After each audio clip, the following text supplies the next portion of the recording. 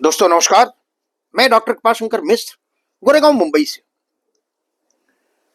सुरम्य गीतिका का आज 29वां संस्करण।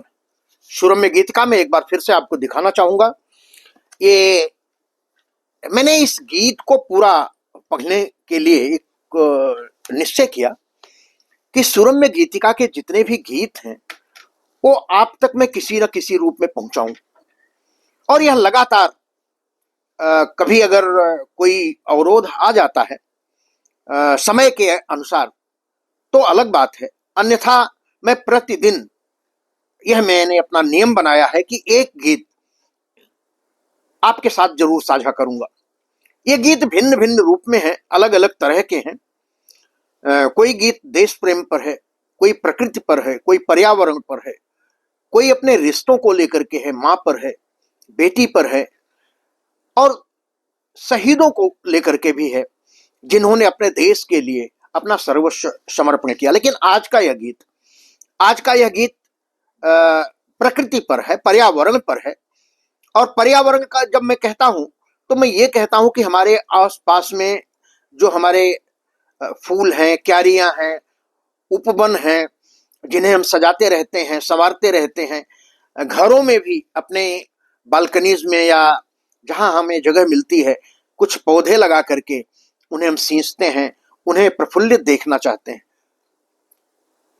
तो दोस्तों, सुरम्य गीतिका का यह 29वां संस्करण, इसका जो प्राकृतिक स्वरूप है, इसका सामाजिकरण क्या है। जब हम किसी पौधे को बड़ा करते हैं तो इस उम्मीद में कि यह सुंदर तो हो, फलदार तो हो, महकदार तो हो, खुशबू इसकी अच्छी हो, लेकिन इस संदर्भ में भी जब इसे हम इसी का प्रत्यारोपण करते हैं उपमा, उपमेय या उपमान के रूप में, तो हमें यह लगता है कि हमारा समाज भी अगर ऐसे ही प्रमुदित हो, पुष्पित हो, महकता हुआ हो, भाईचारा हो, आपसी स्नेह हो, प्रेम हो, तो कितना अच्छा होता। और ये सारी चीजें हमारे पर्यावरण को प्रदूषण से बचाती है।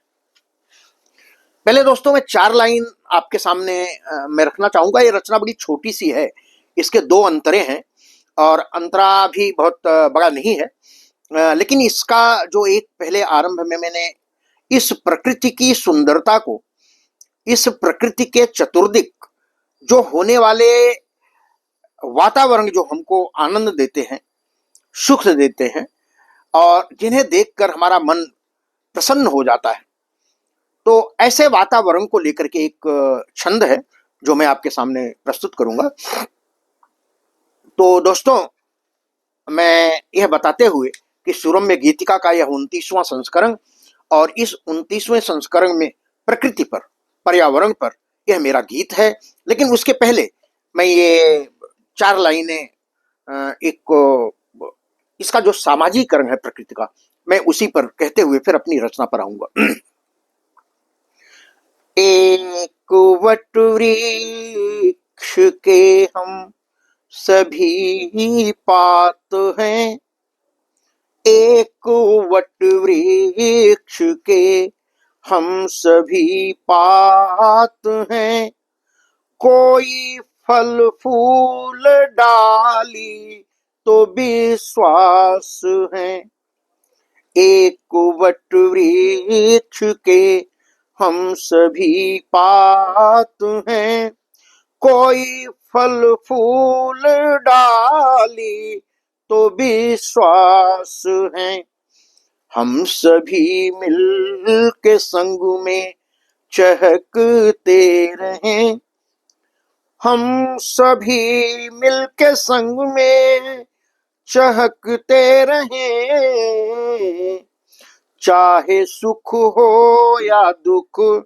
हम सभी साथ हैं, चाहे सुख हो या दुख हम सभी साथ हैं, जब तलक मिल के हम सब रहें साथ में, जब तलक मिल के हम सब रहे साथ में, कोई भयभीत कर ना सका था कभी। जब से हम सब अलग होके बिखरे पड़े, जब से हम सब अलग होके बिखरे पड़े, कोई मुंह भर नहीं बोलता बात है, कोई मुंह भर नहीं बोलता बात है। और इसका जो प्राकृतिक जो सौंदर्य है वो यही है कि जब हम वृक्ष लगाते हैं, उसमें पुष्प आते हैं, फल आते हैं, फूल आते हैं, महक आती है, कोयल बोलती हैं, चिड़िया चहकती हैं, और ये सब आनंद जो है हमारे जीवन का, ये हमें आनंदित करता है। तो इस संसार में जीने का एक आनंद ही अलग होता है। और मैं अपनी रचना पर आता हूं। पुष्प बनकर खिलो, मुस्कुराते रहो, हर नजारों से नजरें मिलाते रहो। पुष्प बनकर खिलो, मुस्कुराते रहो, हर नजारों से नजरें मिलाते रहो।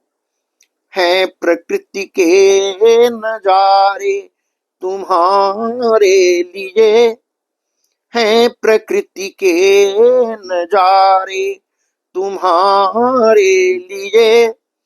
उसके आंगन में तुम गीत गाते रहो।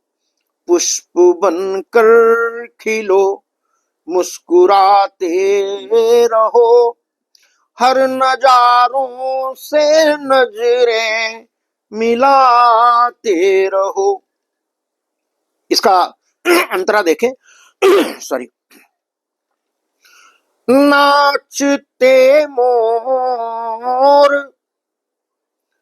नाचते मोर, घिरती घटा देख कर, भेदता बन को कोयल का स्वर बोल कर। नाचते मोर घिरती घटा देख कर, भेदता बन को कोयल का स्वर बोल कर। मन के आंगन में कलरव बिहग का मधुर, मन के आंगन में कलरव बिहग का मधुर। पी कहाँ स्वर करूं घोल कर, पी कहाँ स्वर करूं घोल कर। देखो कलियों का पट तो खुला ही नहीं, देखो कलियों का पट तो खुला ही नहीं। गुनगुना कर भ्रमर पट उठाते रहे, गुनगुना कर भ्रमर पट उठाते रहे। देखो कलियों का पट तो खुला ही नहीं, गुनगुना कर भ्रमर पट उठाते रहे। पुष्प बनकर खिलो, मुस्कुराते रहो, हर नजारों से नजरें मिलाते रहो। भोर उषा की लाली का अरुणाभ है, भोर उषा की लाली का अरुणाभ है।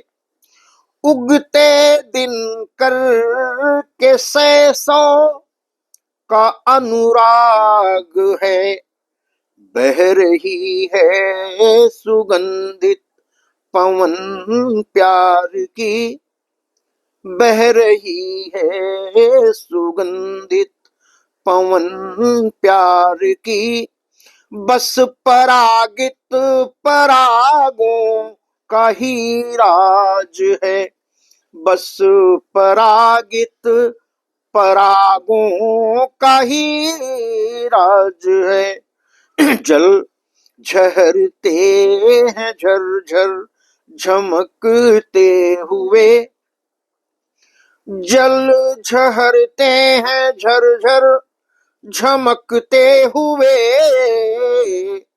बरसते हैं सुधा रस पिलाते रहे, बरस कर है सुधा रस पिलाते रहे, पुष्प बनकर खिलो मुस्कुराते रहो, हर नजारों से नजरें मिलाते रहो, है प्रकृति के नजारे तुम्हारे लिए, उसके आंगन में तुम गीत गाते रहो, पुष्प बनकर खिलो मुस्कुराते रहो।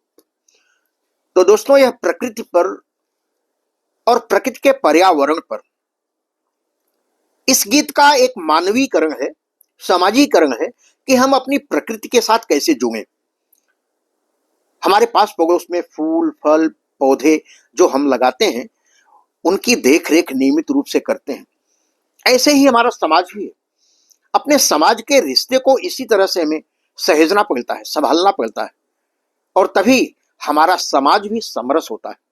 दोस्तों, इसी के साथ मैं आज अपनी वाणी को विराम देता हूं, और एक निवेदन के साथ कि साहित्य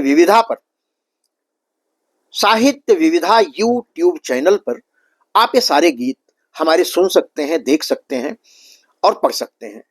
अब तक जो हमारे 29 संस्करण आए हैं, आप सभी ने अपने स्नेह से हमें अभिभूत किया है। इसका मैं बार बार आपका धन्यवाद करता हूं और ऋणी हूं, कृतज्ञ हूं कि आप सब हमें इतना स्नेह देते हैं। तो दोस्तों, फिर कल जब मैं अगली रचना पढ़ूंगा, अगली रचना लेकर आऊंगा, तब उस समय मैं अपनी बात फिर से आपके सामने रखूंगा। तब तक के लिए जय हिंद, धन्यवाद, जय भारत।